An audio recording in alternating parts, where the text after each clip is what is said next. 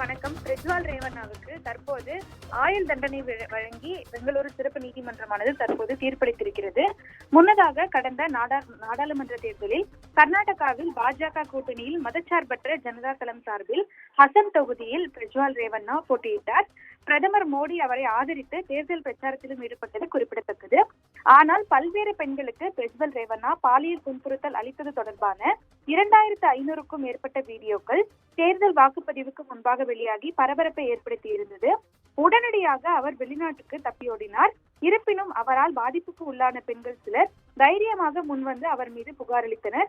அதன்படி அவர் மீது பாலியல் வன்கொடுமை வழக்குகள் பதிவு செய்யப்பட்டன. ஆனாலும் அவரை ஜெர்மனியில் இருந்ததால் போலீசாரால் அவரை கைது செய்ய முடியவில்லை. பின்னர் ஒரு வழியாக அவரது தாத்தா தேவகவுடா கூறிய பின்னர் மே 31ஆம் தேதி நாடு திரும்பிய பிரஜ்வால் ரேவண்ணாவை போலீசார் கைது செய்து சிறையில் அடைத்தனர். அதாவது பிரஜ்வால் ரேவண்ணாவின் தாத்தா தேவகவுடா முன்னாள் பிரதமர் என்பதும் குறிப்பிடத்தக்கது.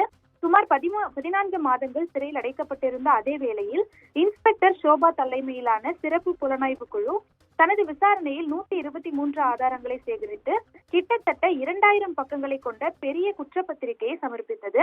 இதன் மீது கடந்த டிசம்பர் இறுதியில் தொடங்கப்பட்ட நீதிமன்ற விசாரணையில் கடந்த 7 மாதங்களில் 23 சாட்சிகளை நீதிமன்றம் விசாரித்தது.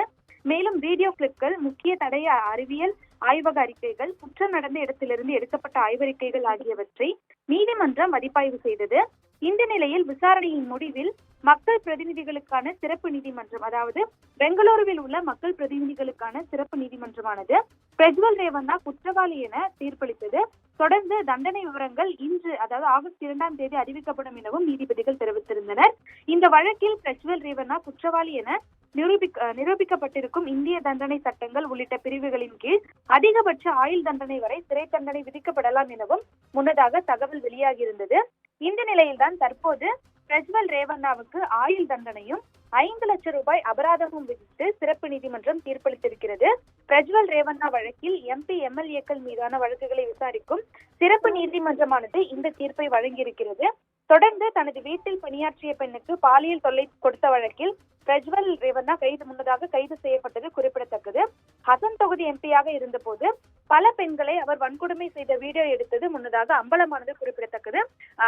குறிப்பாக 2000க்கும் மேற்பட்ட பல்வேறு வீடியோக்கள் வெளியாகி 2024ஆம் ஆண்டு மக்களவை தேர்தலின் போது பல்வேறு அதிர்வலைகளை ஏற்படுத்தியதும் குறிப்பிடத்தக்கது.